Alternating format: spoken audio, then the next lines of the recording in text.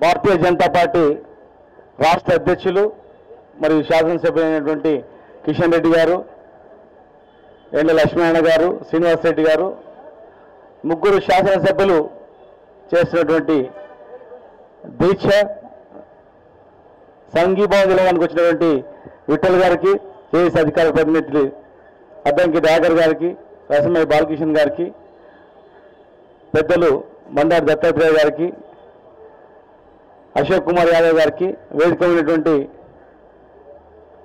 Bharatiya Janata party కార్యవర్గ సభ్యులకు, మిత్రులందరూ కూడా పేరు పేరున ఉద్యమాలను తెలియజేస్తూ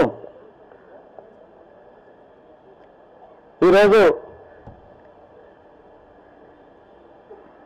ముఖ్యంగా తెలంగాణ ప్రాంతంలో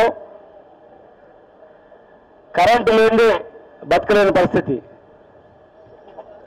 ప్రతి రైతు కూడా కరెంటు మీద ఆధారపడి బతుకుతా ఉన్నాడు. ప్రతి చిన్న చిన్న పరిశ్రమలు కూడా కరెంటు మీద ఆధారపడి బతుకుతా ఉన్నారు. ప్రతి సంవత్సరం కూడా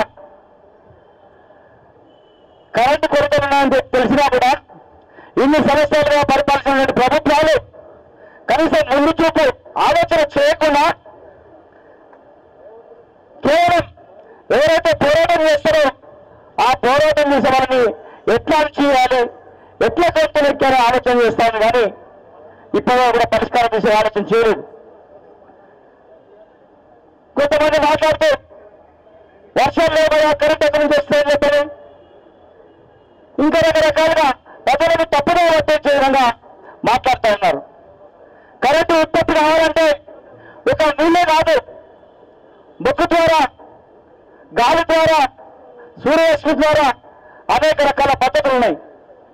ఇక్కడ బొగ్గు ఉన్న విద్యుత్ ప్రాజెక్టులు ఎక్కువగా పెట్టారని చెప్పి ఆలోచన చేయట్లేదు.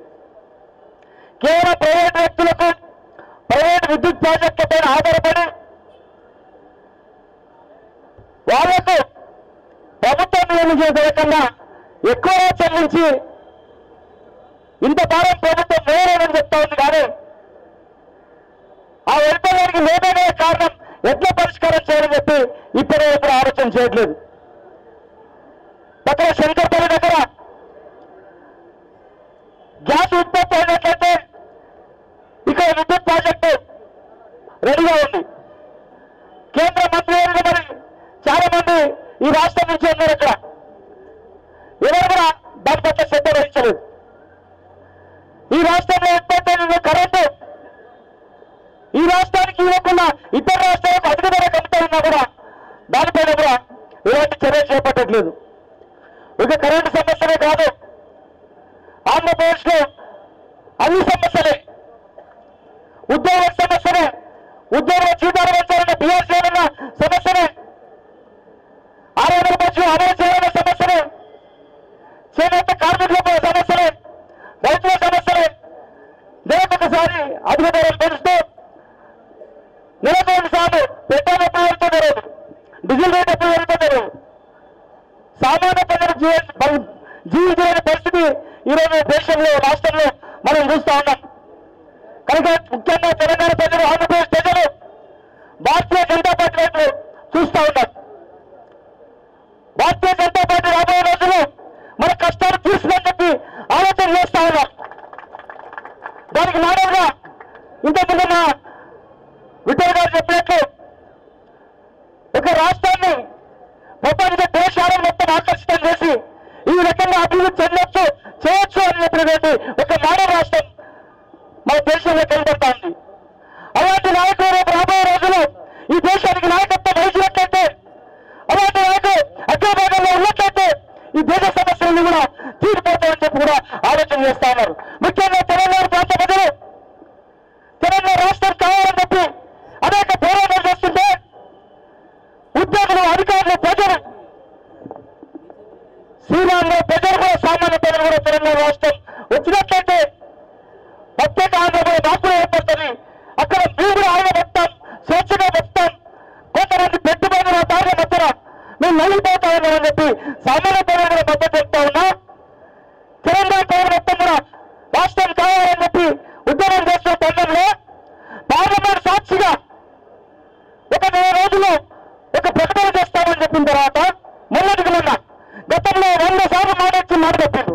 ప్రతి ఎలక్షన్లో ప్రజల ముందుకు వచ్చి తెలంగాణ కట్టుబడి అని చెప్పి మోసం చేసిన ప్రజలు నమ్మి ఎప్పుడో ఒకసారి ఇస్తారు అని చెప్పి ఆశతో 1000 మంది విద్యార్థులు చనిపోయిన ఆ చావులకు కారణం ఈ ప్రభుత్వం అని తెలిసిన ఇప్పటికైనా ఇస్తారు కదా ఆలోచనతో ఇవాళ ఇప్పటికైనా ఇచ్చినట్లయితే మీకు మద్దతు చేస్తామని చెప్పినా 4 రోజులు ఇస్తామని చెప్పి నిరంతరం 30 రోజులు కావాలని చెప్పి అవహేళన చేస్తూ తెలంగాణ ప్రజలు మోసం చేస్తూ ఉద్యమం చేసినటువంటి వాళ్ళని జైల్లో పెట్టి రకరకాలుగా ఆలోచించే పరిస్థితులు మనం చూస్తా ఉన్నాం.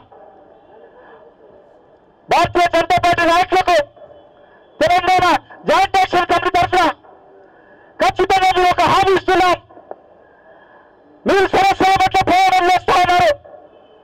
సమస్యతో పాటు ప్రత్యేక రాష్ట్రం గురించి కూడా అనేక ఉద్యమాలు మీరు చేశారు.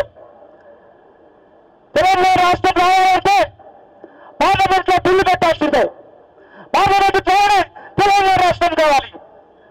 2014 లోపల తెలంగాణ రాష్ట్రం ఈ ప్రభుత్వం ఇవ్వనట్లయితే ఖచ్చితంగా మీ పైన పూర్తి విశ్వాసం తెలంగాణ ప్రజలకు ఉంది.